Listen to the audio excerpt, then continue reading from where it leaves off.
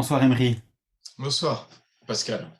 Alors merci d'avoir accepté cet échange et je ne doute pas que cet échange sera vraiment riche et intéressant. Ça fait un petit temps en fait que j'avais envie pas de t'interroger parce que j'aime pas beaucoup ce mot-là, mais effectivement d'échanger avec toi sur ton parcours, c'est-à-dire en fait d'où tu viens, ce que tu es devenu et les raisons pour lesquelles finalement il y a eu des changements, je dirais parfois effectivement extrêmement importants dans ta vie. Et donc je vais te présenter brièvement et tu auras l'occasion évidemment, le cas échéant, Emery, de compléter cette présentation.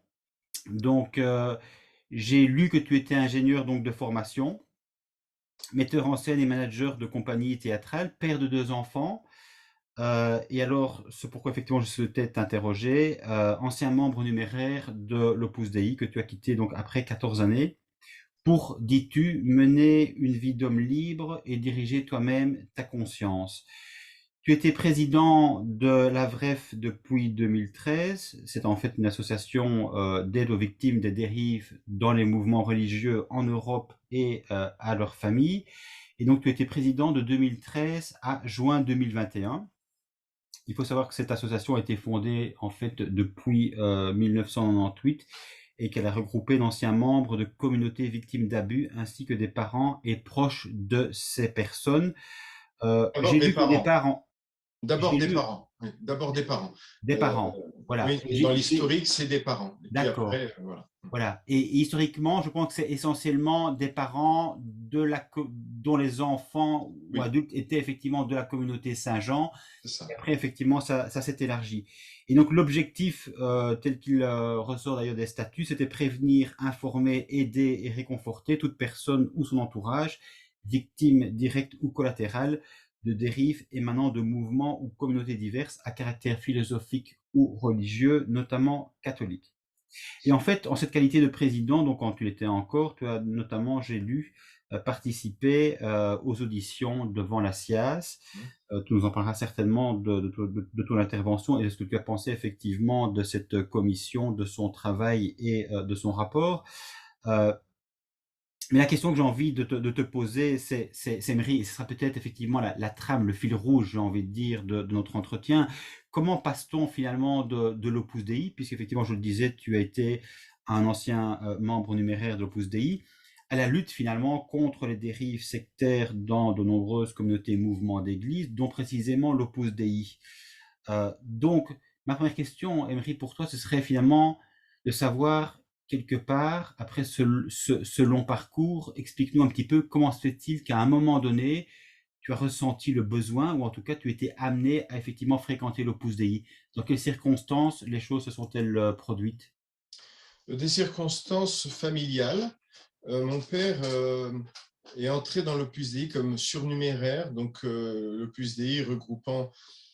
En fait, si on compte en nombre, majoritairement des surnuméraires, mais en fait, c'est une organisation élitiste qui, d'abord, est basée sur un noyau dur de personnes qui s'engagent pleinement comme des moines, si on veut, mais sans être dans une cellule, puisqu'ils sont en partie dans la vie civile, avec un métier, etc., mais donnant tout leur argent, tout leur temps, hors travail, dans les centres. Voilà. Et les centres sont le lieu, le cœur de cette vie, on pourrait dire communautaire, mais enfin, cette vie qui se voudrait spirituelle, d'accompagnement spirituel. C'est ça le propos des gens laïques.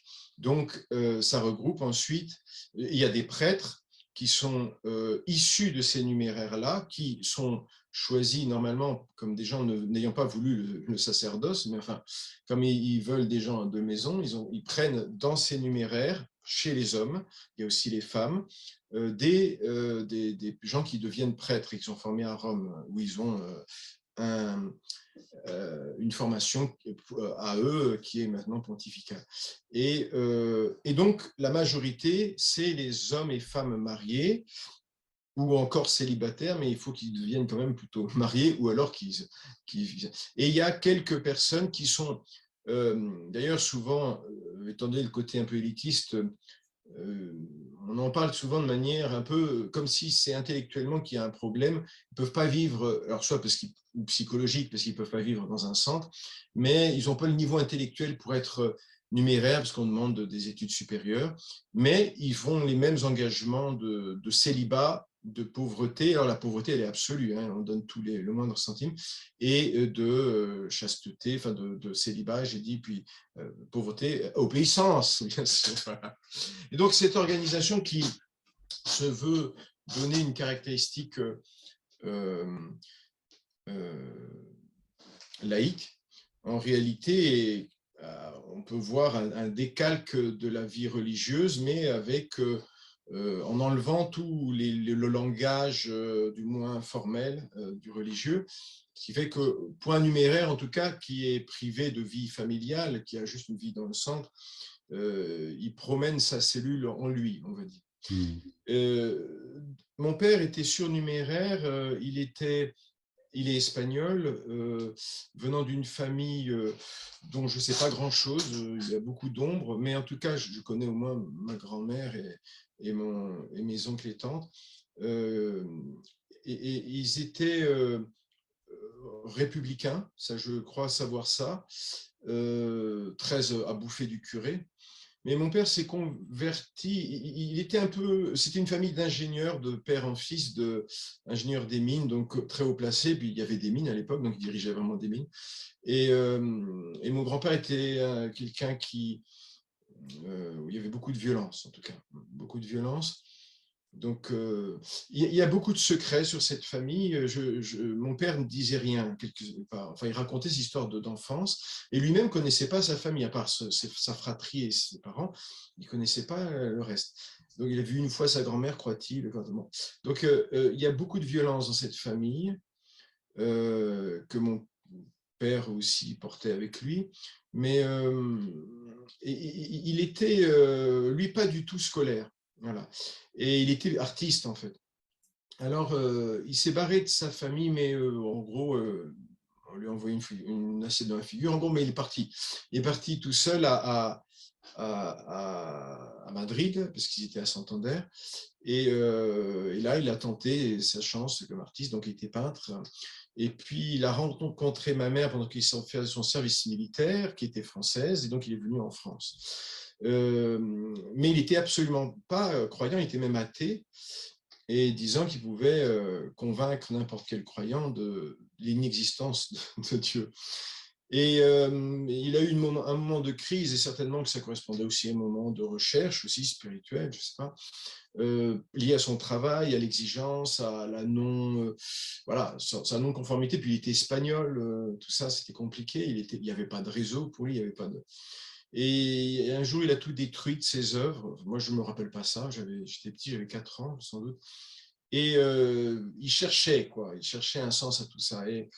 Et c'est avec des collègues de mes parents qui ont demandé, de ma mère, qui était enseignante, qui était prof d'espagnol, qui ont dit, vous qui êtes espagnol, vous devez savoir ce que c'est que l'Opus Dei. Donc il a dit oui, mais je vous en parlerai la prochaine fois. Et donc je ne savais pas du tout ce que c'était.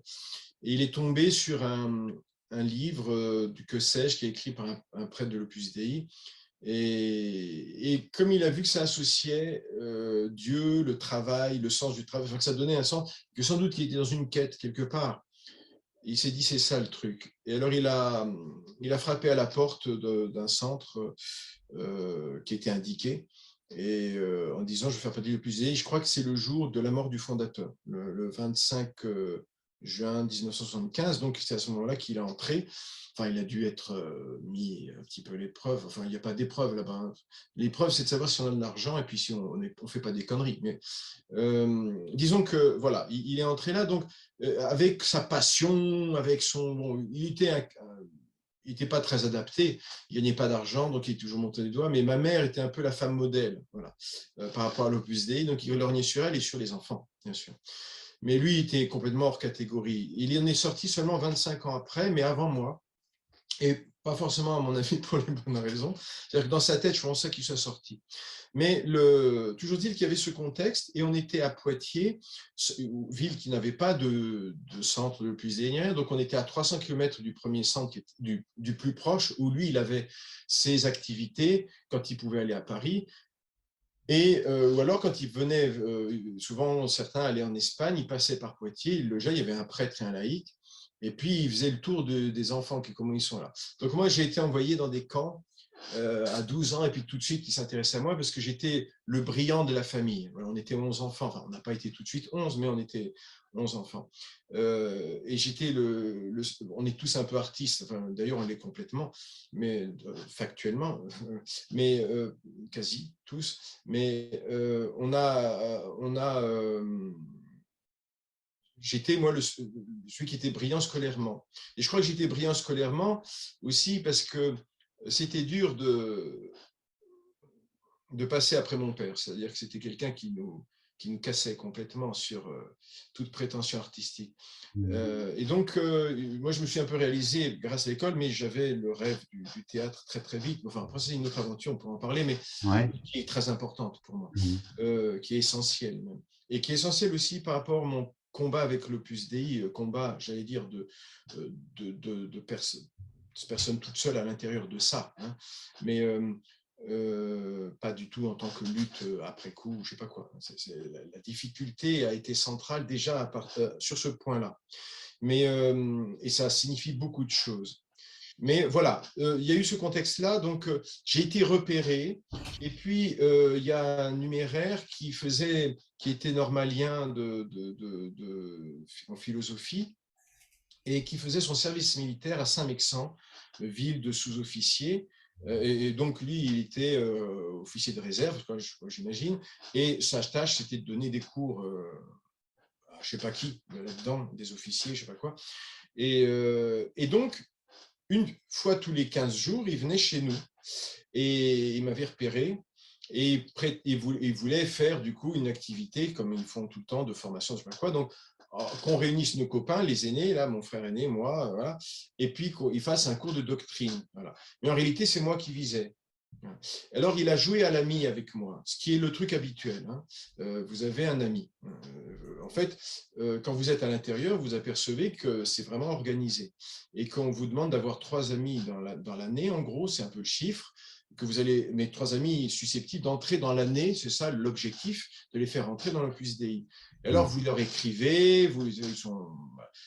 Et donc, lui, il avait 7 ans de plus que moi. Il était brillant, hein, en tout cas dans les diplômes. Euh, et, euh, et il me flattait beaucoup sur mes capacités. Je n'avais pas du tout d'ambition d'être ingénieur, moi. À Poitiers, il n'y a rien. Non, j'exagère, mais j'exagère pas. Non, j'étais dans le lycée prépa, mais je veux dire, il y avait pas. Moi, je rêvais d'être comédien. Voilà, c'est tout. Mhm. Et ça se voyait comme. Je le disais pas ouvertement parce que j'avais une timidité par rapport à ça, mais j'étais en avance à l'école. J'ai passé mon bac à 16 ans. Et donc, quand il venait, il m'écrivait, etc. Et c'est lui qui me disait, il faut que tu fasses une prépa, je ne sais pas quoi. Et, il y avait déjà eu 2, 3 camps que j'avais fait. Et puis, il m'a même fait en sorte que j'aille dans des camps où là, il m'a proposé la vocation. Mais déjà, on me disait de venir à Paris. Mais en fait, je crois que j'étais un cas unique de quelqu'un qui est entré dans l'Opus Dei, en tout cas comme numéraire, sans avoir fréquenté les centres et en étant loin de tout. Alors, je crois qu'il avait... Était-ce vrai, était-ce faux? Je crois qu'il y a un fond de réalité, il voyait un potentiel, mais alors, où était le potentiel? Réellement, j'étais quelqu'un qui était avec une vraie foi, mais une vraie foi, comment dire, en recherche. Voilà. Sans doute avec ce contexte de violence fort, je prenais en moi les choses, j'intériorisais beaucoup. Et je sais qu'entre 10 et 12 ans, ça a été une période de crise pour moi, où j'étais habité, hanté par la mort, voilà, hanté, dans hantise de la mort, et comprenant pas cette hantise, étant donné que j'étais chrétien. Enfin, voilà. Je me disais, c'est pas possible, c'est pas normal. Et j'étais à vouloir à questionner ce que c'était que la sainteté, et en même temps être habité de la question artistique. C'est-à-dire, j'avais le sentiment que j'avais à accomplir une œuvre, en fait, et à bouffer beaucoup pour ça, avant de crever. Et je faisais une course à la montre avec la mort, en fait. Et je me disais, si je meurs maintenant, j'aurais rien fait. Mais même vis-à-vis de Dieu. C'est-à-dire, et je ne savais pas ce que c'était. Au fond, j'avais une mère qui était très croyante, mais aussi à sa manière, avec une famille qui a toute l'histoire compliquée. Une relation, enfin, dans cette famille, c'est plutôt compliqué. C'est plutôt un rapport une religion très il y a un peu du royalisme, il y a un peu de tout ça, sans les être du tout de ce milieu-là.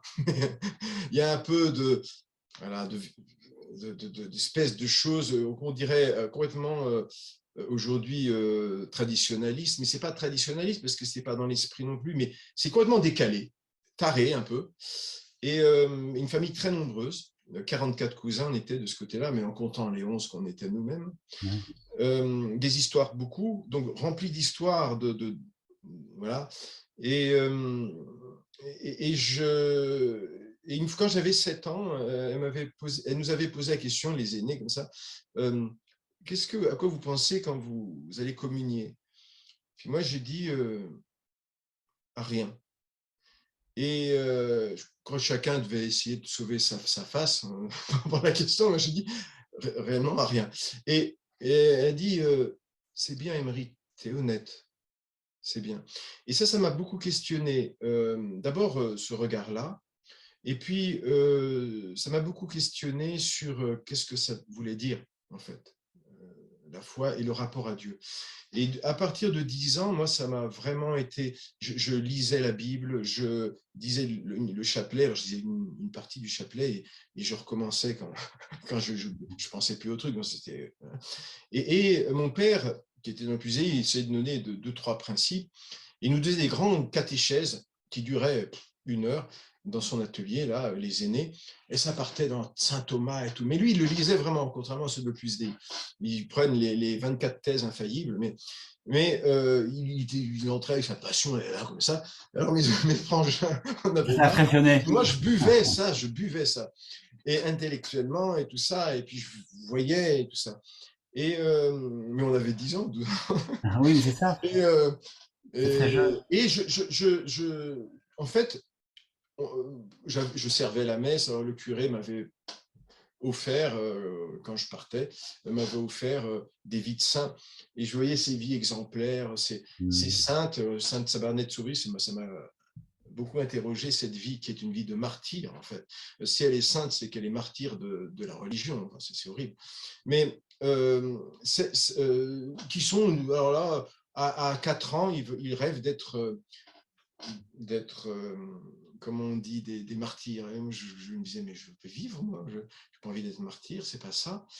Donc j'étais questionné par beaucoup de choses, et je me disais, moi, si Dieu existe et qu'il se présente comme tel, alors il doit entrer dans mon expérience. Et c'est l'expérience de Dieu que j'ai cherché, moi.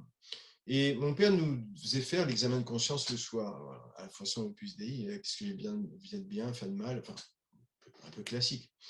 Mais moi, ça rentrait dans des introspections de dialogue. Et quelquefois, je restais 1/2 heure sur mon lit dans un vrai dialogue très riche et jamais culpabilisant, en fait. Étonnamment, c'était une vraie vie intérieure, très riche, très sensible, au cœur comme si vous êtes... Et donc, j'ai eu une expérience de la prière qui m'a sauvé, je pense. Une des 2 choses qui m'ont sauvé de l'Opus Dei, ça et le théâtre, et l'absence de théâtre, puisqu'on m'en a privé. Mais c'est voilà, cette expérience qui est très intime et incommunicable, et qu'on a voulu violer dès le départ. Voilà. Et si j'ai pu m'en sortir, c'est que je l'ai gardé à part et que j'étais une tombe. Je l'ai gardé à part, j'ai gardé à part mon désir de théâtre, même s'il y avait l'impossibilité, et que j'ai essayé par d'autres biais, etc. Enfin, c'est tout un récit, c'est Oui, plein de rebondissements. bien Voilà. sûr. Donc, je suis entré sans vouloir être dans l'Opus Dei. C'est ça qui est fort. Bon, il m'avait emmené dans un un camp en Pologne et je savais que ça allait me venir parce que j'avais 18 ans. Ils n'allaient pas risquer, comme à d'autres, de me faire devenir à 14 ans et demi parce que comme j'étais loin de tout, c'était pas la peine. J'étais chez mes parents.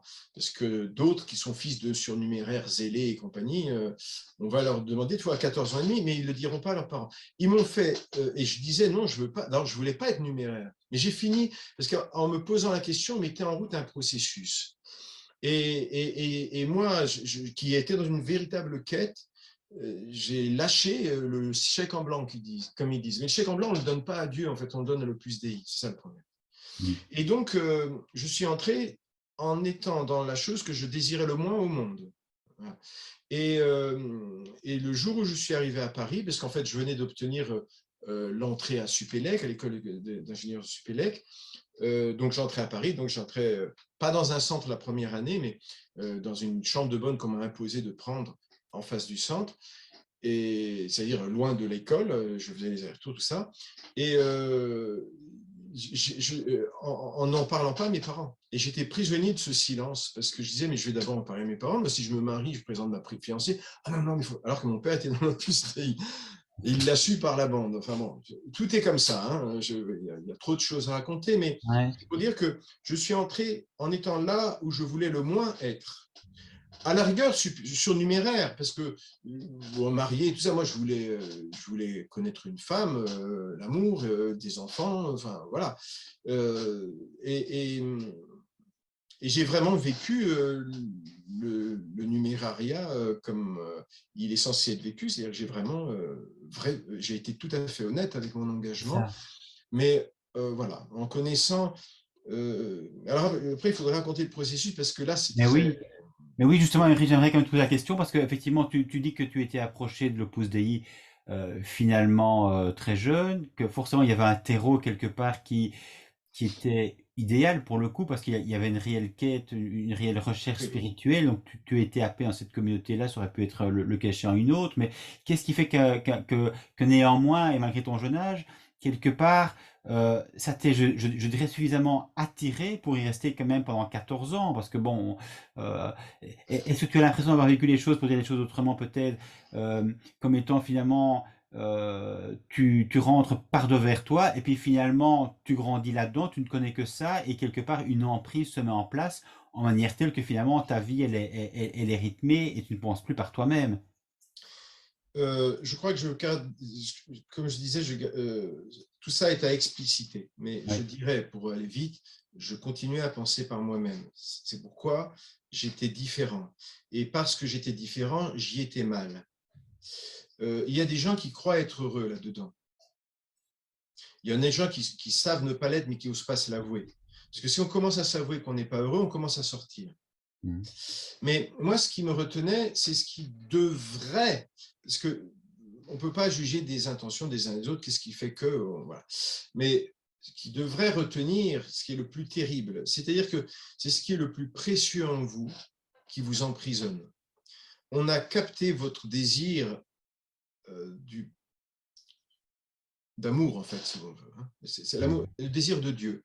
Mm. Mais le désir de Dieu, dans mon parcours à moi, ça signifiait quelque chose. C'est pas le Dieu violent du Premier Testament, de l'Ancien Testament. C'est pas le Dieu de la puissance. J'ai toujours eu conscience de ça, même si ça s'est affiné, que, mais dans mon expérience même, comme je disais, de l'expérience de Dieu, si on peut dire, le Dieu avec qui je dialoguais n'était absolument pas le Dieu de l'Opus Dei, en fait. Et c'était un dieu de la faiblesse. Attention aux mots, le dieu de la faiblesse, etc. C'est-à-dire, je crois qu'il est grand parce qu'il est plus petit que tout le reste et qu'il rentre dans tout d'une certaine manière. Mais je voudrais dire que c'est l'engagement avec Dieu qui avait pris cette forme-là et qui me prisonnait. Mais ce n'était pas l'institution en tant que telle. C'est parce que ça avait pris cette forme institutionnelle qui était objectivement reconnue dans l'Église, qui était objectivement l'Église.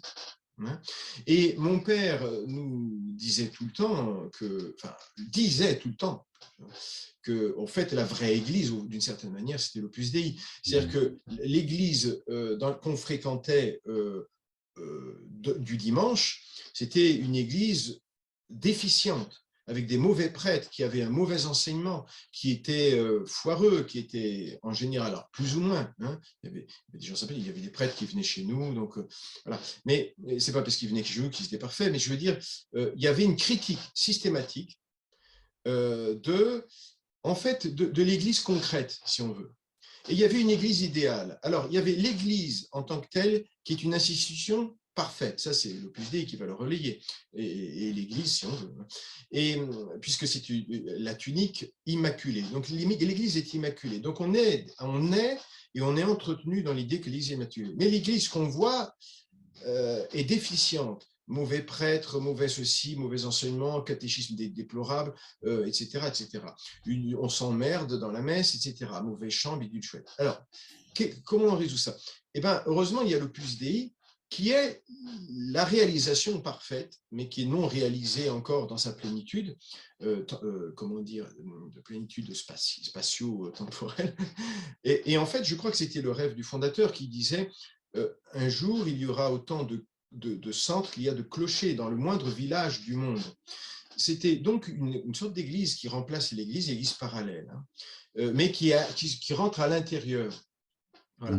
Alors, je veux dire que là-dedans, avec un saint Thomas d'Aquin qui était absolu, et qui, chez mon père, prenait une dimension absolue, d'autant qu'il le lisait, il le relisait, il le lisait vraiment.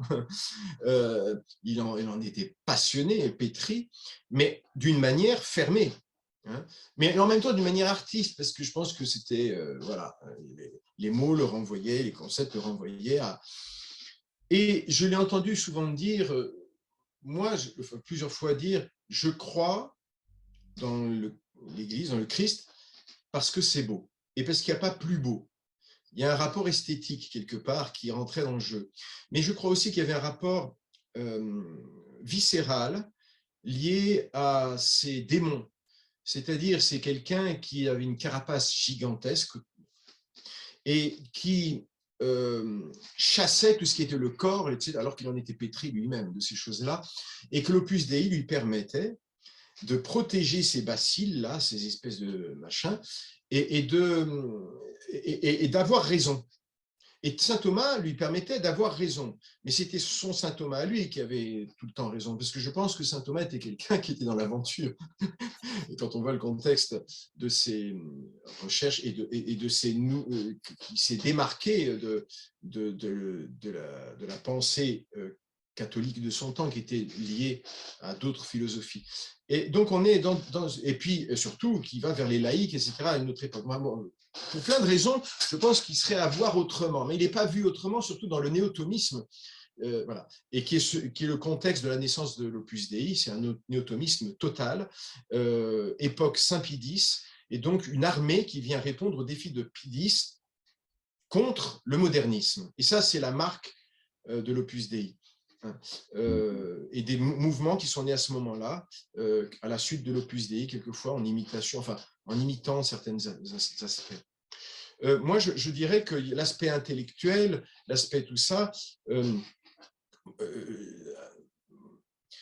en fait, il voulait que quand je suis entré dans l'Opus Dei, donc j'ai dit bon, ben, maintenant je vais m'inscrire je vais faire du théâtre, donc je vais m'inscrire à une école de théâtre pour pouvoir faire le conservatoire de Paris, etc. En même temps, je suis mes études, mais comme ça, je vérifie. Et il m'a dit j'ai oublié de te dire, c'était l'ami en question, que on peut pas être numéraire on peut pas faire du théâtre quand on est numéraire. Et donc j'ai eu un couteau dans le dos direct, parce qu'il faut imaginer jusqu'où allait le couteau. Et donc, j'ai fait du théâtre dans le Supélec en amateur. Et il est venu voir les représentations, il a été scotché par la dimension que ça prenait. Et donc, la direction à Paris m'a fait dire que je ne pouvais même plus faire de théâtre en amateur.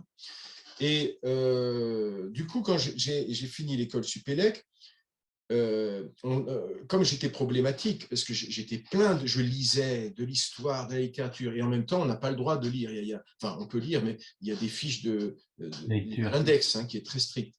J'ai reçu une fois une correction fraternelle c'est une correction fraternelle, ça veut dire que le gars, il est allé voir les directeurs qui lui ont dit, OK, c'est valable. Il est venu me voir et il m'a dit, il faudrait que tu arrêtes de lire de l'histoire, de la littérature, parce que ça te donne trop le danger du théâtre. Il faut arrêter de lire. C'est voilà. Donc, on entre dans une chose qui est prétendument élite. Et quand vous entrez avec votre prison à l'intérieur, tous vos interdits à l'intérieur, vous pouvez entrer dans n'importe quelle bibliothèque, vous n'allez pas tomber dans les mauvais livres. Hein. C'est-à-dire qu'en fait, vous n'allez jamais grandir. Et donc, ils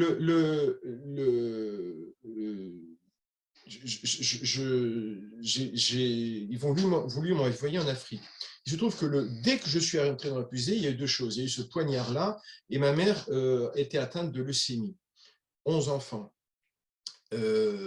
Mon père gagnait pas un sou, mais pas un sou, rien. Donc c'est elle qui faisait vivre la famille, et mes frangins n'avaient pas fait d'études encore, et puis ils n'en ont pas fait non plus vraiment. Ils ont fait tout de suite des artistiques. Donc j'étais le seul qui, avec mon diplôme à venir d'ingénieur, pouvait faire vivre la famille. Mais j'ai jamais pu donner un sou, même quand j'ai exercé, à mes parents. Jamais. C'est ma mère qui m'a envoyé de l'argent. Et comme je n'ai pas voulu, à un moment, je donnais 8 heures de petits cours par semaine dans les maisons les plus riches, c'est-à-dire les parents des élèves envoyés dans le collège de l'Opus Dei, les gens les plus riches de Paris. Et donc, je faisais payer les cours comme ça. Et ça me faisait vivre parce qu'il fallait payer la résidence de l'Opus Dei. C'est-à-dire qu'il faut être pauvre dans le PUSDI, mais la pauvreté dans le PUSDI, c'est amener beaucoup d'argent. Si vous êtes pauvre, ce n'est pas intéressant. La pauvreté, c'est amener beaucoup d'argent. Et vos amis, etc. Moi, je ne pouvais pas. Donc, j'ai dû,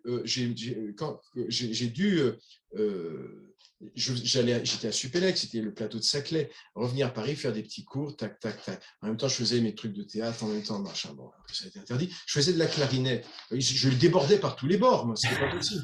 Donc, un jour, le directeur me dit, donc, il y a le cercle, il y a 10 000 activités dans la semaine. Hein. Donc, il y a un cercle, qui est un truc où on vous rabâche tout ce qu'il faut faire, pas faire, et puis ceci, et puis cela. Donc, c'est très important.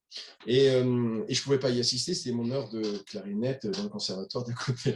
Donc, il y en avait un, on faisait un en privé, un comme ça, rapidement. Voilà. Et il y a le directeur qui me coince et qui me dit, quel est le plus important? Tout est syllogisme dans l'Opus Dei.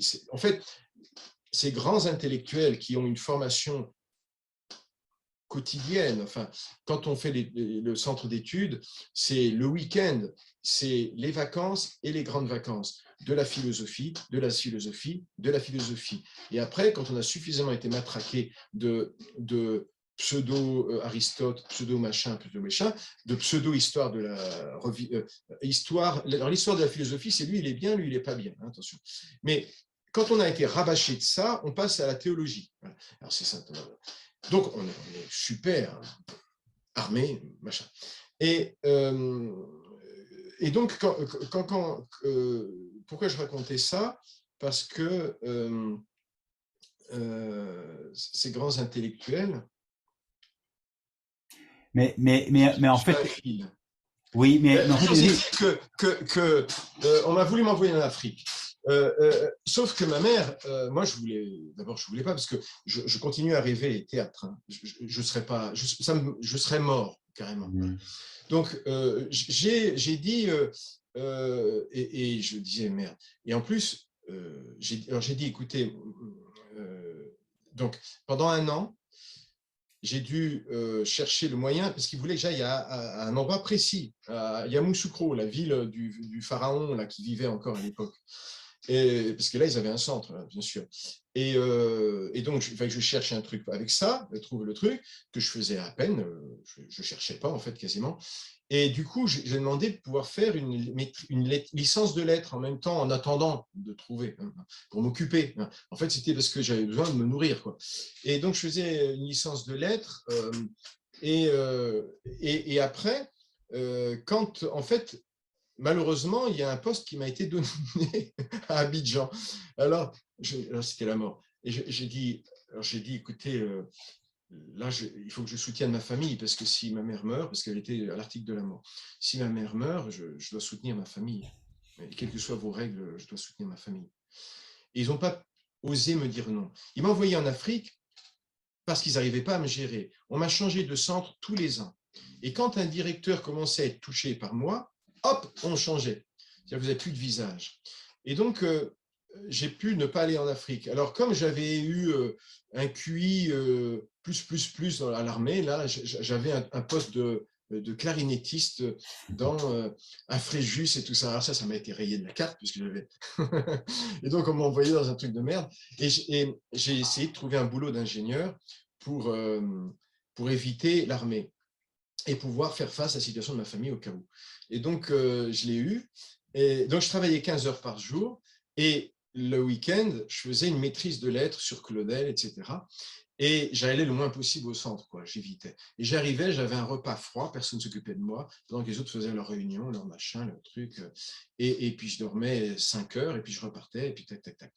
Et je passais mon week-end à Beaubourg, à bouffer du Claudel et des romantiques, pour faire le prétexte étant mon sujet de machin, mais qui était aussi parce que je voulais écrire aussi. Donc, je voulais avoir une culture plus objective et étudier un auteur qui me ramène à mon écriture à moi, entre les classiques que je connaissais bien. Et voilà.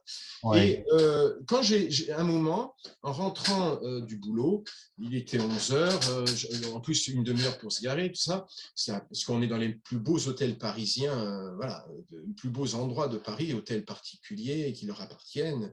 Bien sûr, ce n'est pas l'Opus Dei, c'est des sociétés écrans gérées par des opusiens, puisque rien n'appartient à l'Opus Dei. Mais l'argent donne à ces choses-là. Et, donc, j'arrive, ils sont dans faire leur réunion. Je n'ai pas fait toutes mes normes, parce que tu sais, il y a une demi-heure de prière le matin, une demi-heure l'après-midi. Donc, quand on a fait toute la journée sans rien, il faut le faire le soir. Le chapelet, la messe, les 1000 autres choses, mais vraiment 1000 autres choses.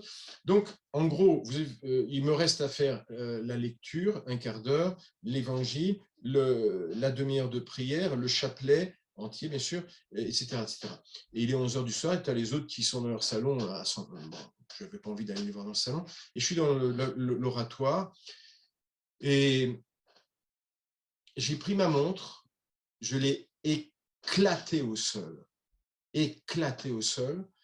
Je l'ai ramassée, je suis allé dans la salle de bain, et je suis tombé. Et j'ai comme senti un fantôme qui passait au-dessus de moi, comme le fantôme de la mort. Et je me suis dit, merde, en fait, je suis capable de me suicider. Chose qui était hors de ma psyché, vraiment. Et je pensais que quelqu'un qui se suicide va en enfer. C'était le A plus B. C'est voilà. La règle. Et donc, je me suis dit, alors, si jamais ce désir arrive, se présente, c'est-à-dire se concrétise, je quitte l'Opus Dei. Parce que si je meurs en me suicidant, je vais en enfer, donc j'ai tout perdu. Si je perds l'Opus Dei, peut-être que je vais en enfer, mais il me reste de la vie. Comme disait très pragmatique. comme disait le saint des prêtres, Curé d'Ars. le curé d'Ars, Ouais. qui sait ce qui s'est passé entre le pont et l'eau. C'est Ah ce oui, qui dit ça. pour le fondateur de l'Opus Dei, Oui, puisqu'il est saint. Peut-être qu'effectivement, entre le pont et l'eau, il s'est converti, hein, je ne sais ouais, pas. c'est sûr. Mais en tout cas, j'ai pensé à cette phrase du Pentateuque. J'ai mis 2 chemins devant toi, la vie et la mort. Choisis la vie. Et j'ai choisi la vie. Et à ce moment-là, ça a été le départ du jeu, en fait. Voilà. Et donc, j'ai commencé à réexprimer avec force le besoin vital de théâtre, déjà concrètement. Déjà, j'étais privé de ma famille, j'étais privé de tout ça. Et j'étais toujours dans des chambres à plusieurs parce que j'étais rien, moi. Je n'apportais pas d'argent ni rien. Donc, enfin, encore que là, j'étais ingénieur. Mais avec des gens qui ronflent, je ne dormais pas de la nuit. Non, mais pendant 10 ans, je n'ai pas dormi de la nuit. Je dormais 2 heures par nuit. Du coup, je me réveillais, j'allais à l'oratoire en bas, par exemple, et là, je prenais Dieu au col. Moi, j'ai eu une relation, c'est là que je priais, j'ai une relation à Dieu ou au Christ, qui est une relation, j'allais dire d'homme à homme, c'est-à-dire que je le parlais vraiment. Hein.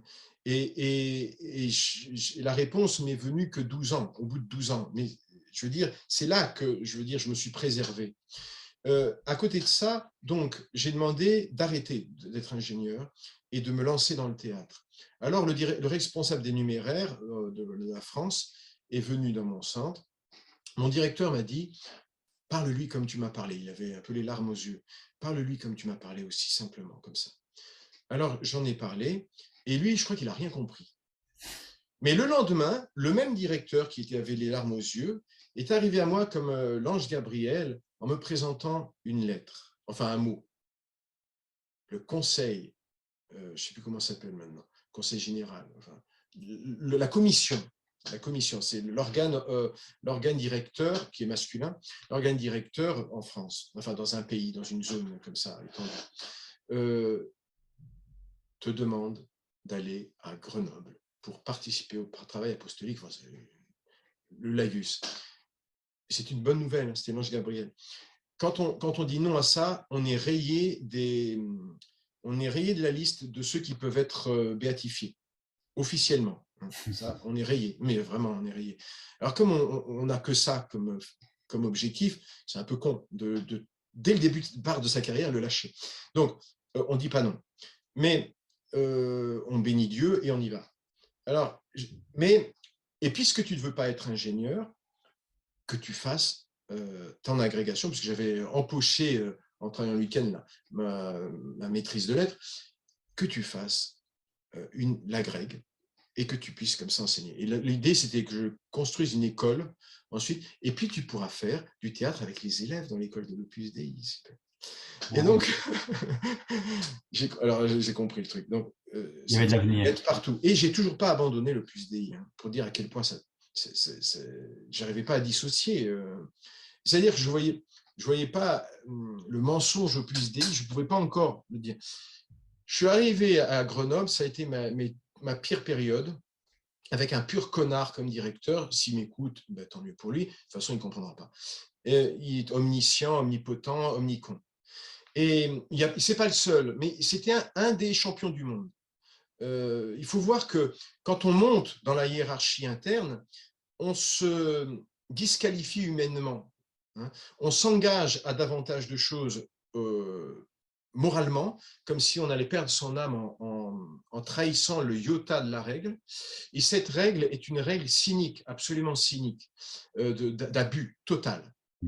On pourrait parler du viol collectif sur l'intimité des personnes, un viol collectif, et ce n'est pas autre chose qu'un viol collectif, et qui passe par le prêtre même, avec qui on se confesse, mais avec qui on parle à côté, et en qui on arrange des entretiens à côté d'eux, etc. Et voir dans les périodes qui durent une semaine de retraite, où là on a un entretien global, général avec le prêtre, hors confession, on peut se confesser aussi, ce qui le déculpabilise de parler de tout ça à son conseil, machin. Quand un jeune homme ou une jeune fille fréquente le centre, on va s'arranger pour qu'il parle au prêtre. Et le prêtre va tout de suite lui poser toutes les questions. Est-ce que tu te masturbes? Est-ce que tu as un copain, une copine? Est-ce que ceci, est-ce que cela? Et tout ça va être relayé. Hein. Et on va établir le profil. Est-ce qu'il est avec un N, c'est un numéraire sur le front? Est-ce que ceci, est-ce que cela? Alors, moi, j'étais tellement canard boiteux que j'ai jamais eu aucune charge ni rien. Et donc, c'est après que j'ai eu accès à certains documents, parce qu'ils sont sortis, tout ça, mais par des gens qui ont regroupé ça en Espagne. Mais en fait, on n'accède qu'à la connaissance de ceux dont on va avoir la charge. Hein. Et donc, ce qui se passe, c'est que les gens qui progressent à l'intérieur deviennent de plus en plus malades. Il y a une forme de schizophrénie, de pathologie. Alors, est-ce qu'elle est antécédente? Est-ce qu'elle est produite? Moi, je pense que le système pervertit. Et qu'à un moment, il est une question de sauver son âme. Réellement, moi, je pense que c'est une question de sauver mon âme, de partir. Et que pour certains, je ne veux pas accuser ceux qui restent du tout. Mais il y a un courage, il y a avoir un pied d'appui quelque part. Hein. Moi, le pied d'appui, je dis qu'il était resté parce que j'avais gardé cette force en moi et cette puissance de langage. alors qui est peut-être une puissance de langage que j'utilise dans mon métier, tout ça, mais que j'avais mon langage à moi, parce que vous n'avez plus votre langage à vous. Hein. Tu ne peux pas parler de ta foi. Tu parles de la foi de l'Opus Dei. Tu ne veux pas Mhm. parler de ton parcours, tu parles de ton parcours, de la rencontre avec l'Opus Dei qui a tout changé. Tu ne peux pas parler de Dieu, tu parles du Dieu, du catéchisme de l'Opus Dei. Tu ne peux, quel est le cœur de l'Opus Dei, dit-on? Sanctifier son travail, le monde par le travail, se sanctifier dans le travail, sanctifier le travail et le. Tu creuses, ça veut dire quoi? J'ai demandé une fois dans l'entretien spirituel. Ça veut dire quoi au bout de 10-12 ans? Alors, ça veut dire quoi il me dit, alors, comment tu sanctifies ton travail? C'est quoi le but de notre vie? Ah, ben, je dis, c'est sanctifier, sanctifier. Bon. Et je dis, ça veut dire quoi ça et ça et ça? Il ne m'a pas répondu. Il n'y a rien derrière. Mhm. Sanctifier son travail, c'est mettre l'image du fondateur sur son bureau et offrir cette heure de travail pour telle intention qui a été téléguidée par le directeur, c'est-à-dire obtenir qu'un tel se convertisse, et, voilà, se convertisse à l'Opus Dei.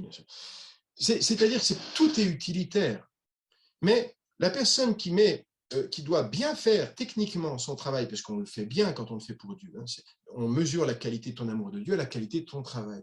C'est-à-dire que tu vas bien faire ton travail. Quand ton patron t'a dit, tu vires tout le monde de ton bureau et tu leur tires dans le dos, tu dois bien le faire. Tu ne te poses pas la question éthique, Mhm. hein, parce que ces gens-là épousent complètement l'éthique du monde, parce qu'ils sont dans la réussite. Et même l'éthique qu'ils affrontent, si le monstre absolu, c'était le communisme. Mais ils reproduisent le système soviétique à la lettre. Tout ce qui est intime à toi est dans des petits papiers qui remontent jusqu'à Rome, C'est ça, qui mais vont en fait, redescendre dans ta direction spirituelle. Tu dois faire ci, ça, ça, ça. Bon. ouais, Je continue mon récit. À ouais. Grenoble, je fais mon agrég, enfin en entrant, je commençais en décembre, c'est absurde, et mais je le fais vraiment parce que je voulais aller au bout de mon incursion dans le monde universitaire et des livres.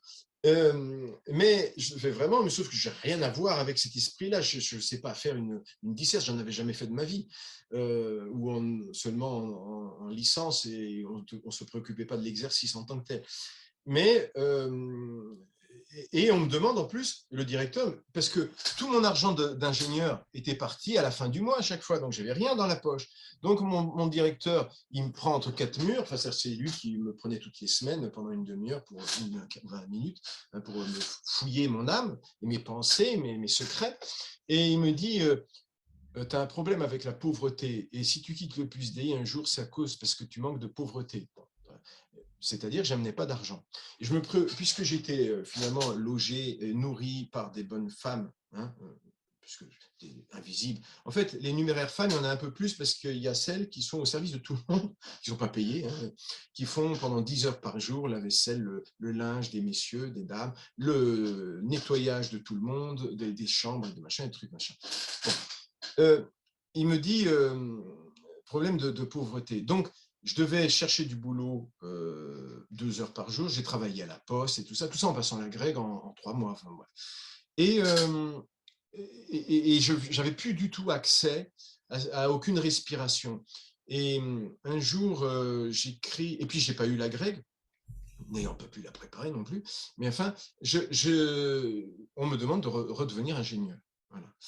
Et on me prive du cours annuel, c'est-à-dire j'avais même plus de vacances, parce qu'au moins le cours annuel, il y avait un demi-jour d'excursion, bon, et, et au moins on allait ailleurs, disons. Et puis moi, j'ingurgitais quand même les livres. J'allais lire les livres, moi, c'est la différence. Mais je suis confiné dans ma chambre à Grenoble en plein été. Il faut savoir ce que c'est que Grenoble l'été. Il n'y a pas de Grenoblois à Grenoble l'été. D'abord, les gens riches, ils ne sont pas à Grenoble, ils sont dans la montagne. Bon. Mais il fait 30, je ne sais pas, 6 la journée, et puis 35 et demi la nuit, avec la lumière. Donc, c'est terrible. Et à devoir donner des coups de fil pour être embauché là où je ne pouvais pas retourner. Et j'ai écrit 3 lettres en l'espace de 2 mois, 3 lettres.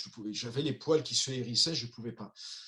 Bon, c'était une ville d'ingénieurs, donc j'avais écrit à Hewlett-Packard, qui avait ses quartiers par là et tout ça. Et le reste du temps, je lisais. Et le directeur, de temps en temps, il entrait, il me voyait lire, moi, il ne disait rien. Je lisais Aristote, je faisais Platon, je faisais des fiches de lecture et tout ça. Je ne pouvais pas faire autre chose, voilà. Mm. Et, et, et, et à un moment, je dois aller à Paris, ben, tout simplement parce que les 3 lettres ont rejoint des chercheurs de tête à Paris. En fait, on m'a demandé dans les directions générales des 3 endroits. C'était Alten, holding de société de services, d'ingénieurs, pareil pour Altran, et on me faisait les pieds et les mains, vraiment pour que j'y aille. Et j'étais choisi avec le gros truc, le pactole, et je me... Alors, en y allant, je vois mon ange gardien, cet ami du départ qui était là de temps en temps, et puis qui voit ma tronche, quoi. Et il me dit, bon, qu'est-ce qu'il... Il voit bien que je ne vais pas bien. Et il me dit, bon, écoute, écris-moi une lettre, et puis je la ferai parvenir à la... Il était, lui, dans la direction générale française. Et puis je la ferai suivre. Aussitôt rentré à Grenoble, je me rappelle, j'avais une rage de dents, je suis parti sur le thème de la rage de dents.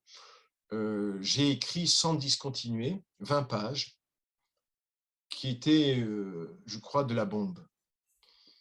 Et j'ai reçu une réponse de lui un peu laconique en disant, en fait, une esquive habituelle, c'est « quelle plume ?» point d'exclamation. Et après, sois sûr que cette lettre ne restera pas sans réponse. Mais il ne m'a pas donné de réponse personnelle, lui, alors que je m'adressais à lui, Mm. lui qui avait accompagné tout ça. J'ai jamais osé l'accuser, en fait, malheureusement. Et le responsable des numéraires est venu à Grenoble, himself, et on a eu un entretien, et j'avais compris qu'il n'avait rien compris. Mais que ce qu'ils avaient compris, c'est qu'ils allaient me perdre. Et ils ont préféré ne pas me perdre. Je ne sais pas, je n'amenais jamais personne dans leur centre, mais jamais je n'aurais osé amener quelqu'un avec qui j'avais des atomes crochus, là-dedans, Mm. dans cette souffrance terrible, dans ce Mm. mensonge terrible. Chaque fois que j'assistais à une méditation, c'est-à-dire plusieurs fois par semaine, tous les matins, le prêtre, le machin, je, je disais dans ma tête, menteur, jusqu'à ce que viennent des mots plus forts que j'aurais jamais dit. Une fois, je me suis pris à dire dans la rue, mais c'est après ça, connard, mais connard, parce que on peut pas dire un seul mot sur un directeur, c'est pas possible, hein, c'est un péché, on s'en Mm. Bien confesse. sûr. Mais même, je ne dis pas de gros mots, mais de pensées négatives, hein, parce qu'il incarne, il est le véhicule de l'Esprit Saint qui ne passe que par la direction plurielle, hein, le viol pluriel. Il n'en est que le dernier, la pointe du stylo. En gros, il me laisse choisir. Mais il retarde mon engagement définitif. Ils me mettent à l'épreuve. Donc, je reviens à Paris, je passe le dernier entretien de ces 3 entretiens, enfin les 3 entretiens en même temps avec les PDG, parce que j'avais eu un premier entretien quelquefois avec un chasseur de tête, et on me choisit à chaque fois. Entre 2 entretiens, je passe une audition au cours Florent, où ils me prennent. Bon, en fin de deuxième année, on était déjà en fin décembre, donc, parce que j'avais déjà d'expérience, c'est une formation de 3 ans, et je dis non aux autres. Et aussitôt rentré au centre, il y a le directeur des numéraires qui m'attend et qui me dit puisque tu as fait le choix de ne pas gagner d'argent, traduction simplifiée de toute cette trajectoire, qui signifie tout, puisque tu as fait le choix de ne pas gagner d'argent, mais il faut voir aussi ce que ça signifiait d'être comédien pour eux. On retombe au XVIIe siècle, hein, les arguments. C'est Mm. Bossuet. Hein, bon. On y perd son âme, son corps, son ceci, cela. Le rapport au corps. Alors, puisque demain, tu ne peux plus vivre dans le centre, tu te trouves où crécher, mais tu y es plus. Mais il faut savoir que je n'ai pas de pactole en moi, hein, j'ai rien. La fin de mois, j'ai 0 centime. J'avais vécu à Grenoble avec des petits boulots et le RMI, et à devoir payer des choses que je n'aurais pas payées si j'avais vécu tout seul, parce qu'il fallait pouvoir le payer, le centre. Hein. Et donc, à la rue. Et je me suis trouvé avec mes valises à la rue le lendemain, mais devant trouver une chambre de bonne dans les plus beaux quartiers de Paris, c'est-à-dire à côté du centre pour pouvoir faire les activités. Je ne pouvais pas aller à je ne sais pas où, là. Non, Ouais. c'était Mais du coup, Emery, c'est pour quand même mes une frères. question, c'est quand même une question importante parce que là, effectivement, tu te retrouves, comme tu le dis, à la rue. Après tout ce que tu as pu quand même donner, même si c'est pas effectivement, comme tu le dis, en termes de pactole, enfin, tu as quand même donné ta vie, ton esprit, tu essaies quand même de te conformer à l'esprit de l'Opus Dei. Tu te retrouves à la rue. Puis j'ai Finalement, quand même payé quand j'étais ingénieur. Hein. dans quel état psychologique te trouves-tu, en fait, à ce moment-là?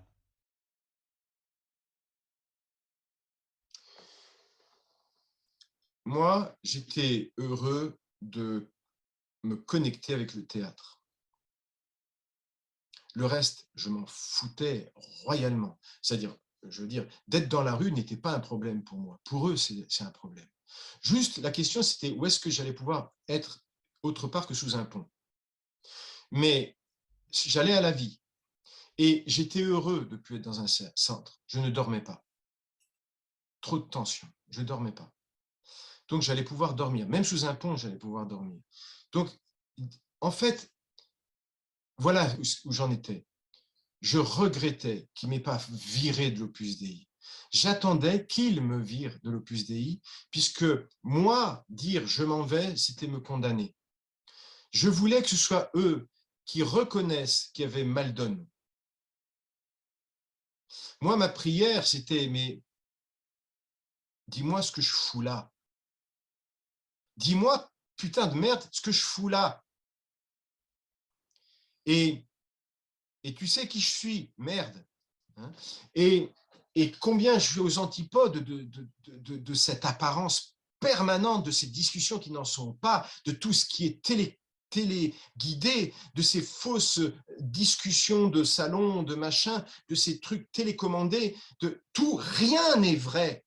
Aucune amitié n'est vraie. Tu ne peux pas avoir d'amis parce que l'ami que tu as, il est fait pour que tu lui donnes le meilleur, c'est-à-dire Dieu, c'est-à-dire le centre, c'est-à-dire. Et puis après, une fois qu'il est connecté avec quelqu'un d'autre, toi, tu vas ailleurs, tu le perds. Il n'y a pas d'amis, parce que et l'amitié est 10, comment dire, le mot m'échappe, est 10 dissymétrique, puisque la personne qui est ton ami ne se confie absolument pas à toi. J'allais dire son nom, cet ami que j'avais ne s'est jamais confié à moi. Mais C'est deux moi, mondes il différents, connaît quoi. tout. Ce sont Quand je deux suis mondes arrivé différents. tout toujours sur moi. Quand j'arrivais dans une retraite spirituelle, avant de siffler, comme ils disent, dans une retraite spirituelle, évidemment, il en faisait partie de cette retraite juste pour moi. Et donc, il me parlait, il m'envoyait au prêtre, etc. Dans la discussion, il m'enferme dans une pièce et il me dit, qu'est-ce que tu dis dans ta prière? Alors, pour quelqu'un à qui il y a quelque chose qui se passe, c'est un viol. Mhm. Mais réellement, je dis c'est un viol. Mhm. C'est une tentative de viol à laquelle je n'ai pas accédé. J'ai laissé ma porte fermée. Et j'ai fait ma porte fermée tout le temps. Mais cette personne que j'appréciais énormément, que j'admirais quelque part, dont j'étais étonné de son admiration pour moi, euh, qui était peut-être réelle, je me suis dit, mais qu'est-ce que tu oses faire là? Qu'est-ce que tu oses m'exiger? Et puis il exigeait et il insistait. C'est voilà, petite parenthèse. Non, mais c'est Donc, important ce que tu dis. En fait, quand je t'entends, pour dire quand même un petit mot, c'est que j'ai quand même l'impression effectivement qu'il y a une réelle déshumanisation, c'est-à-dire que quelque part, il n'y a plus une liberté de penser, il n'y a plus une liberté de conscience, il n'y a plus de liberté intérieure, en fait. non, Tu deviens quelque part, mais non, euh, parce que tu es tu, programmé, tu deviens un reprogrammé. robot, quoi. Tu deviens un Je te robot. dis, alors c'est très intéressant, des phrases que lui me disait dans les multiples promenades longues qu'on faisait, hein, parce que c'est un long travail hein, d'amener quelqu'un, en tout cas comme moi là-dedans. Mais je me rappelle des réflexions, des trucs, mais c'est fou. Quoi. Il me disait, ce que j'aime bien dans l'Opus Dei, moi, l'Opus Dei, c'est une armée. Mais moi, que tu me dis ça, moi, ça me fait fuir. Et donc, tu es un pion. Et le soldat, ça marche comme ça, enfin, dans leur idée. Hein. Tu dois le programmer pour qu'il réponde aux problématiques du monde, à la contradiction du monde. Le monde, il est diabolisé. Et tu reprends l'encyclique de Pie X et il est diabolisé. Le monde extérieur. Et je pourrais raconter des choses liées à mon parcours en tant que président de l'AVREF et mes confrontations avec des archevêques. C'est extraordinaire, juteux, magnifique, terrifiant. Et on est dans une chose où ça. Une autre chose, il me parlait de mon père qui était un peu irréductible. Il dit, de toute façon, je suis convaincu qu'on ne peut pas, qu'un génie ne peut pas faire partie de l'Opus Dei. Et moi, pour moi, ça signifiait tout. C'est-à-dire qu'en fait, tu ne peux pas être un réel artiste ni un réel intellectuel. Parce qu'il ne s'agit pas d'être génie dans les livres d'histoire, il s'agit juste d'être original, toi-même, enfin, tout simple, quoi. Aventureux dans la pensée et dans l'expression. Non. Alors je dis, qu'est-ce que tu fous à rêver d'être au sommet de la philosophie? Bon, et donc, voilà, c'est pour dire que ça rejoint un peu, non, il n'y a aucune, mais en revanche, je ne veux pas, en disant ça, qualifier les personnes en tant que personnes, chacune, comme étant privées totalement d'humanité. J'ai vu beaucoup de gens dans des voies de garage, ça oui. Et quelque part, si je schématise, il y a les jeunes, bon, bah, ils sont dans leur enthousiasme. Moi, j'ai jamais eu l'enthousiasme. Je suis né avec le poignard dans le dos. Mais même avant d'avoir le poignard vraiment dans le dos, j'étais déjà triste.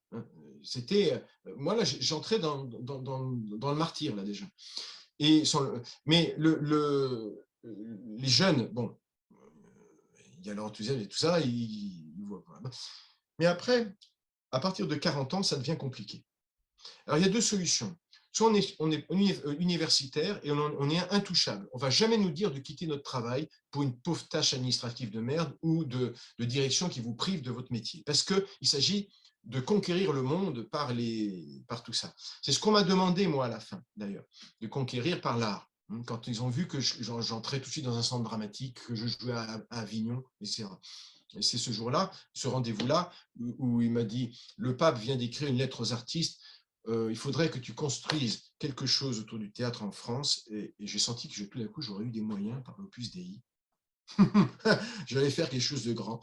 Et je lui ai répondu par une tirade qui a duré 1h30 ou 2, où je lui ai refait mon historique, et je lui ai dit, et donc je ne suis pas numéraire. Voilà. Et puis je suis plus retourné dans l'Opus Dei. Mais ça, c'est la fin. Et puis je suis retourné, juste avant, j'avais donné 15 000 euros, je crois que c'est ce qui me restait dans la poche, à l'Opus Dei, parce que c'était mon prix. Je vaux tant, maintenant je me suis racheté, vous me foutez la paix. Et vous êtes content, vous avez du fric.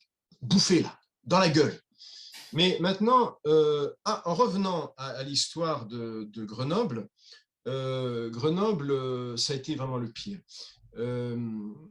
Donc, j'entre dans le cours Florent. Oui, j'entre dans le cours Florent. Je dors, je trouve une chambre de bonne, par hasard. Je travaille la nuit parce que je tombe en interdit bancaire, puisque j'avais mes prêts étudiants à rembourser. Ça. Je tombe en interdit bancaire, je dois payer les cours Florent, c'était super cher, etc. Donc, je travaillais la nuit dans l'internat de Stanislas. Autre aventure, il y avait Saint-Jean-de-Bord. Autre aventure, je ne Une raconte aventure à pas. la fois. Je ne raconte pas. Extraordinaire. Et le jour, je passais mon temps à répéter des pièces, à machin, à cours Florent. Et à bouffer juste un sandwich et un pain au raisin. Voilà, c'était mon quotidien. Et de temps en temps, je mangeais au centre et je devais payer 800 euros dans le mois, un truc comme ça, pour dédommager des repas que j'y prenais ou je ne sais pas quoi. Et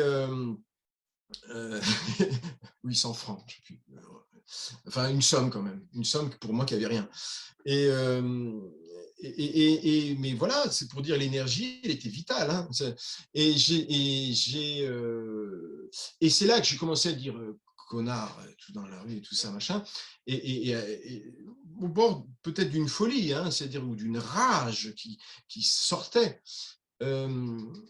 Et surtout, j'avais pas perdu mon langage. Parce que ce qu'on disait tout à l'heure, c'est tous ces détours qu'on a fait pour dire qu'il rentre dans toi, il t'enlève ton enfance, tu dois tout à l'Opus Dei. Je me rappelle ce directeur de Grenoble, le connard, j'espère qu'il m'écoute, mais il ne va pas le faire, c'est interdit. Il va, je l'imagine, enfin, disant, tout ce que tu penses d'intéressant, tout ce que tu penses, tu le dois au fondateur. Alors, comment veux-tu dire ça si ce n'est pas parce que tu as été complètement programmé?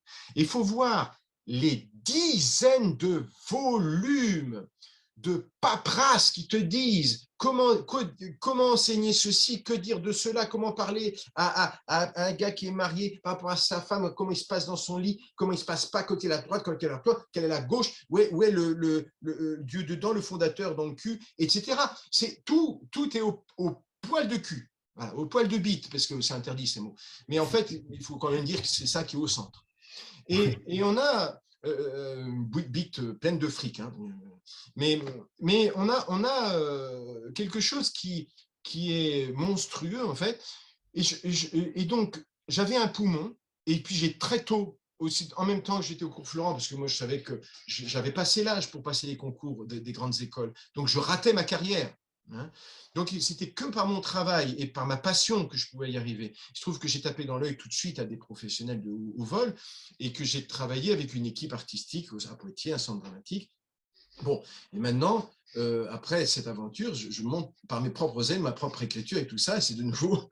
Mais ce qui est Mais je important, ne regrette pas. Quand même, ce qui est important, c'est que quelque part, quand je t'entends, tu as gardé en réalité quelque part, même si c'était étouffé à un moment et que ça n'a pas été évident, que tu as pensé aller en enfer, etc. Mais tu as quand même gardé au fond de toi une capacité de révolte telle qu'à un moment donné, ça n'a pas été possible d'être complètement étouffé par l'Opus Dei. Malgré Oui, toutes ces années, tu as gardé cette oui. capacité de te Un jour, relever. pour aller au plus court, un jour, c'était c'était terrible. Hein.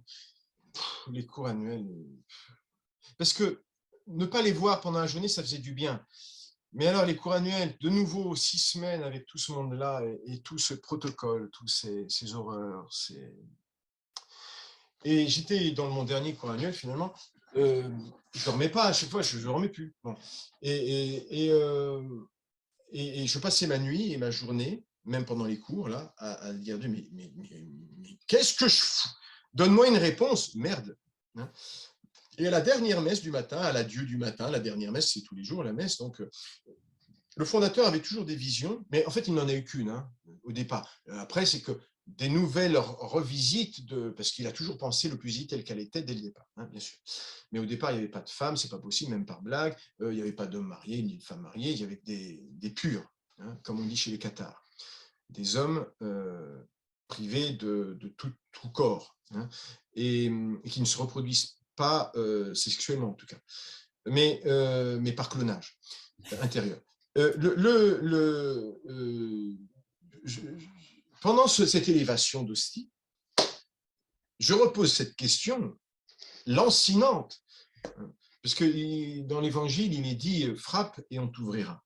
Donc, il faut frapper. Hein.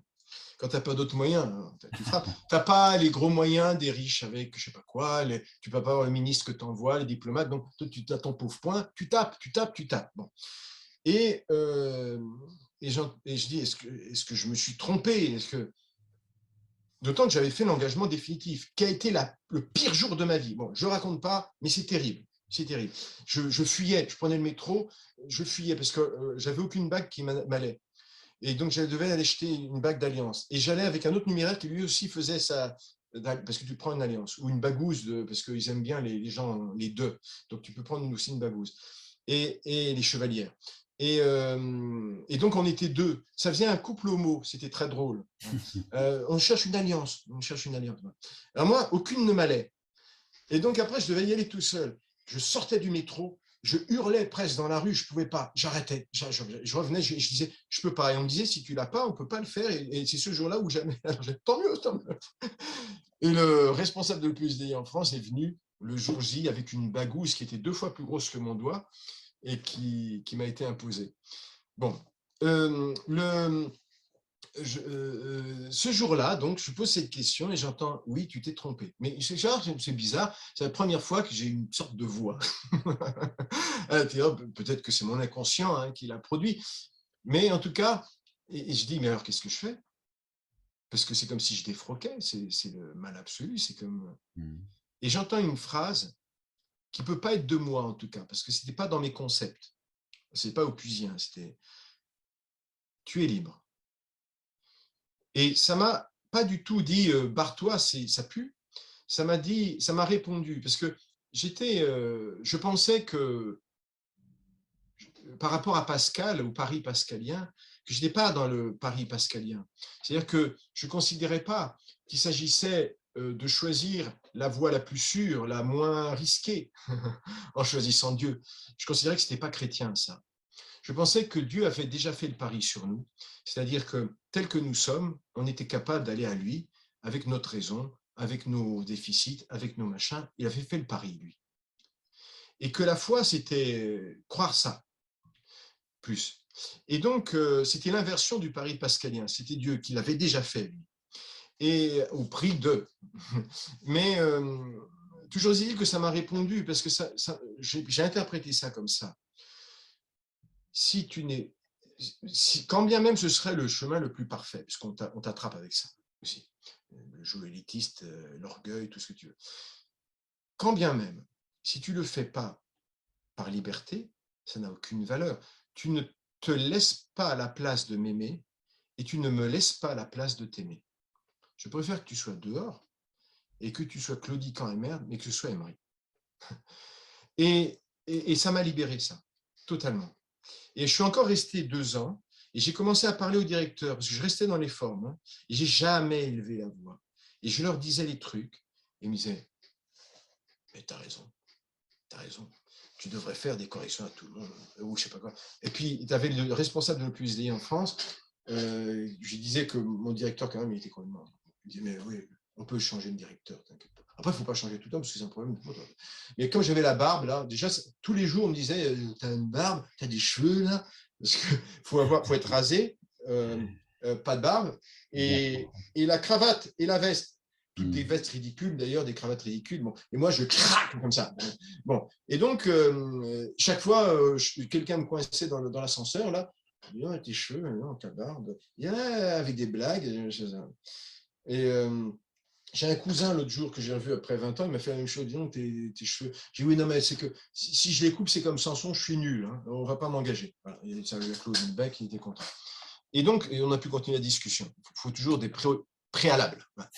Et donc,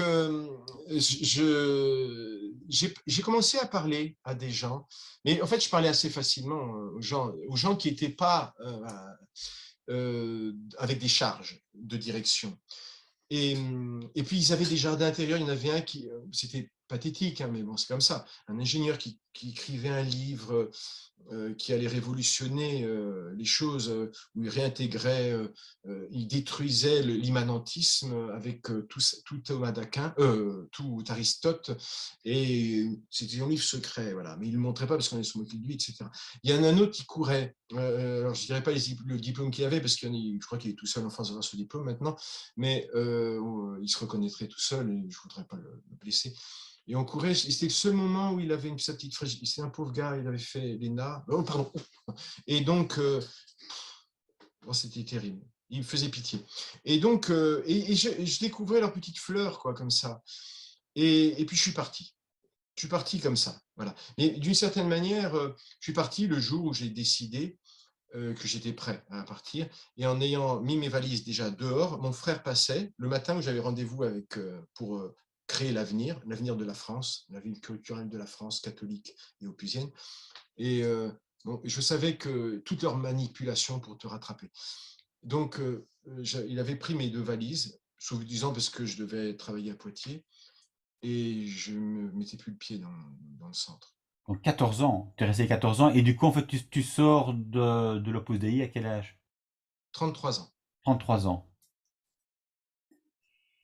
Tu, tu, tu te rends bien compte, évidemment, quand je t'entends, évidemment, il y a certains aspects, évidemment, qui forcément me choque, mais qui en même temps se retrouve dans les autres communautés et mouvements d'église, à savoir que notamment tu as dit, Émeric, que l'opposé se considère effectivement comme la fine pointe, la fine fleur de l'Église, ceux qui vont effectivement évangéliser le monde entier, ceux sur qui il faudrait effectivement se calquer.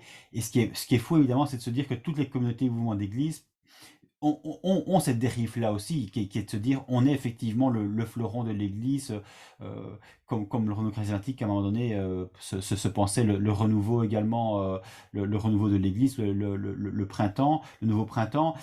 C'est évidemment en soi quelque part, pour le coup, extrêmement orgueilleux et finalement, par rapport justement à l'humilité qu'on devrait avoir, c'est vrai que c'est problématique. Et il y a aussi un autre aspect, en fait, tu rebondiras si tu le souhaites, mais il y a un autre aspect également sur lequel je voulais revenir, parce que pour moi, tu l'as effectivement dit très rapidement, et c'est vrai que finalement, il y a cet idéal très souvent aussi, qui est extrêmement fort, ce besoin d'amour, ce besoin d'aimer, qui est quelque part confisqué, vérolé par la religion, et ici en l'espèce par l'Opus Dei aussi.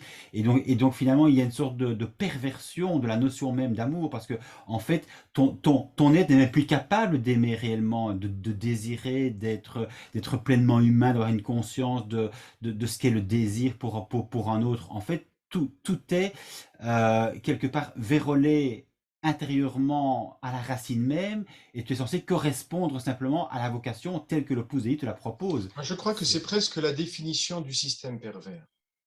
C'est-à-dire qu'il aboutit à l'habit inversé. Oui. Il est le retournement de ce qu'il recherche. Je me suis mis à lire la Bible à ce moment-là encore, mais cette fois-ci autrement, avec une seule question, c'est qu'est-ce que l'Église? Pour pouvoir continuer, parce que je considère qu'on ne peut pas avoir une foi de blaireau ou une foi de gars qui ferment les yeux. La foi, c'est du réalisme, ou alors c'est de la superstition, ou c'est une protection, ou c'est une petite bulle. Mais la vraie foi, ça ne traverse pas la mort ou réelle, c'est-à-dire le drame humain réel, les vraies questions. C'est pas de la foi, c'est autre chose. C'est quelque chose, une béquille peut-être, hein, mais comme dirait Saint Paul, la béquille, il faut l'enlever à un moment si on veut être adulte dans la foi. Donc, et ils te remettent la béquille.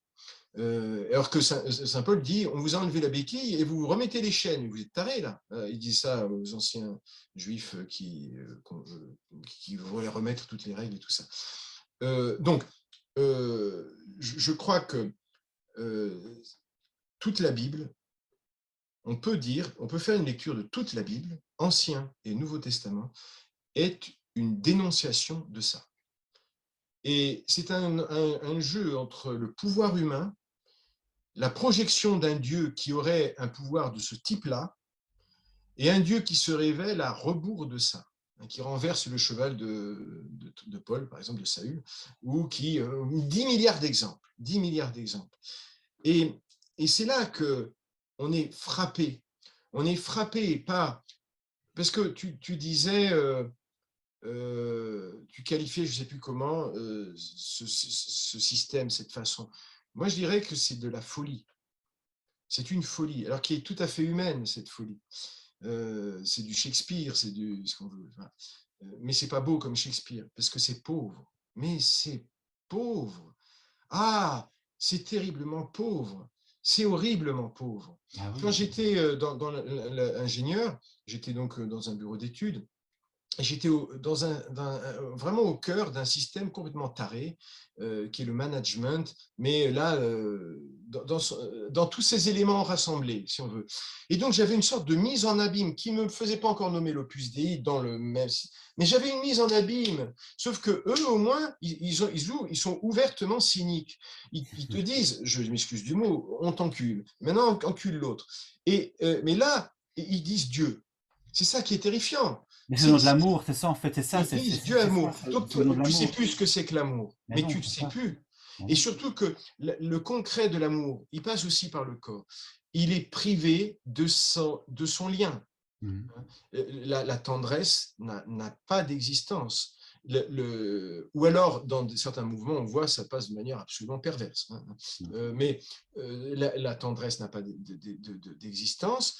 Le contact, le mot personnel n'a pas d'existence. La, la confidence n'a pas d'existence. On ne peut pas se confier à quelqu'un d'autre qu'à son directeur spirituel, même à un frère, entre guillemets, un frère de religion, j'allais dire.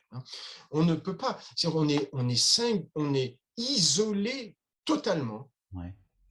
et on est privé de lien totalement, mais vraiment totalement. Et l'unique lien, passe par la hiérarchie. Donc, on est privé de ce qui est le réseau, le canal, le capillaire de l'amour. L'amour, c'est quelque chose qui est à la fois une vibration spirituelle, certainement, mais qui est une vibration de tout, psychique, physique, je veux dire, on est des hommes.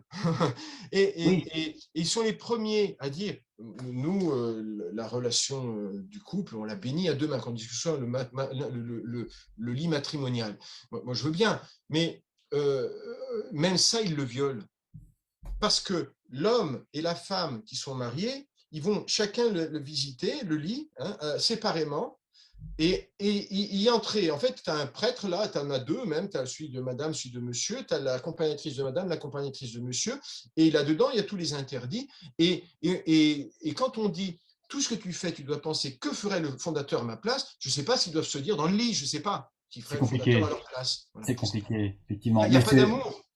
Mais en fait, Emery, si je t'entends bien, finalement, quand tu énonces effectivement la manière dont fonctionne l'Opus Dei, on retrouve finalement typiquement les critères d'une secte. C'est ça en fait. Oui, oui, oui. Mais l'ambition n'est pas d'une secte. La réalisation le devient. Il y a une folie au départ. Après, on pourrait. Quelle mythologie autour du fondateur. Et puis ils ont réussi à le faire mais il n'y a qu'eux qui maîtrisent l'histoire il n'y a qu'eux qui maîtrisent les chiffres de l'Opus Dei, il n'y a qu'eux qui maîtrisent tout ça. Nous, on ne faisait qu'écrire l'histoire en permanence. Dans moindre activité, moins de séjours, moins de machin, il y en a un numéraire qui est chargé d'écrire le jour, le journal. Il écrit tout ce qui est bien, tout ce qui est bien. Et puis il y a un gars qui va raconter, faire un article là-dessus, qui va entrer dans la revue interne, qui va servir à prier, à se nourrir de cet évangile en vie. Et moi, ça m'est arrivé d'écrire un article parce que j'avais participé à un camp avec des jeunes, des étudiants en Lituanie, etc. Tout mon truc a été réécrit et je devenais le héros d'une histoire où je convertissais l'un après l'autre. Fabuleux, fabuleux, fabuleusement con, nul, inintéressant. Qui se retrouve là-dedans? Qui se retrouve dans ces vies de saints où, effectivement, comme disait le fondateur lui-même, ils boivent l'esprit saint dès le biberon et même ils refusent le saint et il fait la même chose. Bon. En fait, c'est monstrueux parce que c'est déjà de dire je veux être saint. Et le fondateur, il disait je veux être plus saint que lui, plus saint que lui. C'est quoi ce truc-là? Mais ça veut dire quoi ce truc-là? Mais c'est taré.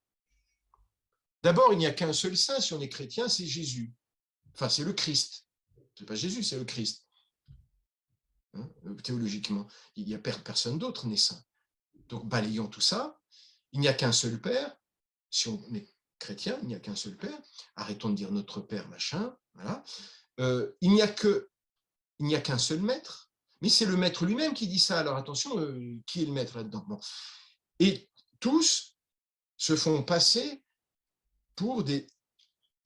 ce philosophe, certainement, ou intellectuellement et tout ça, normalien, tout ça, qui a fait un article dans un blog sur Saint José Maria. À l'époque, oui, c'était Saint José Maria, point quelque chose. J'ai lu l'article parce que je voulais être nourri. Extraordinaire. Faisant une histoire de la spiritualité en tant qu'universitaire, quand même. Mettant Moïse, le Christ, le fondateur de l'Opus Dei, la trilogie.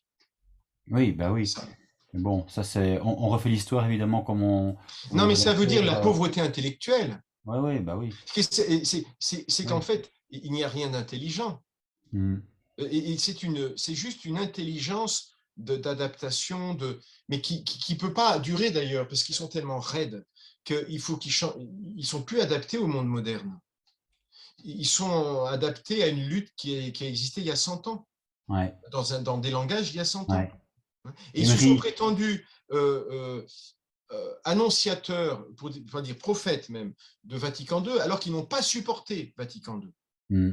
Emery, on pourrait évidemment en dire énormément, et tout ce que tu dis effectivement est intéressant et permet justement de comprendre un petit peu dans quel jeu, je dirais, se trame l'histoire de l'Opus Dei, par rapport aussi évidemment à l'Église, par rapport aux croyants, par rapport à ceux qui sont présents au sein de l'Opus Dei, et ceux effectivement qui entre guillemets sont sympathisants. J'avais dit d'entrée de jeu que je souhaitais effectivement te faire parler entre guillemets sur deux choses pour montrer ton évolution. C'est-à-dire ton passage pendant 14 ans, c'est plus qu'un passage dans l'Opus Dei, ta sortie, et puis finalement, effectivement, c'est pas banal parce que tu connais par définition de l'intérieur la manière dont effectivement tu n'as pas pour le coup été nourri par l'Opus Dei, mais du coup tu as eu à un moment donné, je dirais, le besoin, tu nous le diras peut-être, ou en tout cas ça a été une nécessité pour toi mais finalement d'œuvrer pour dénoncer justement les dérives sectaires au sein des mouvements et des communautés d'église. Et donc tu as quelque part, comme on dit parfois un peu trivialement, viré ta cutie au point où tu es devenu président d'une association justement qui met, je dirais, la victime de ces communautés et mouvements d'église pour le coup au centre. Et donc là, on passe évidemment de la personne qui était victime d'une communauté telle que l'Opus Dei à une personne qui, à un moment donné, prend conscience des dérives sectaires et souhaite effectivement se mettre au service des personnes qui elles-mêmes ont été victimes d'abord de Saint-Jean, on l'a dit, mais également effectivement de manière plus large par la suite. Et si tu veux bien, puisqu'effectivement le temps avance, je te proposerai de faire le cas échéant du coup un second entretien sur ta présidence au sein de la VREF, ce que tu as effectivement découvert en tant que président et du coup cette expérience qui a été la tienne, qui a été riche également et qui a duré pas mal d'années au sein de la VREF et si tu pouvais effectivement dans un second temps nous relater cette expérience, si tu es d'accord. D'accord, on peut Ça faire comme va? ça. Voilà. Mais écoute, je te remercie.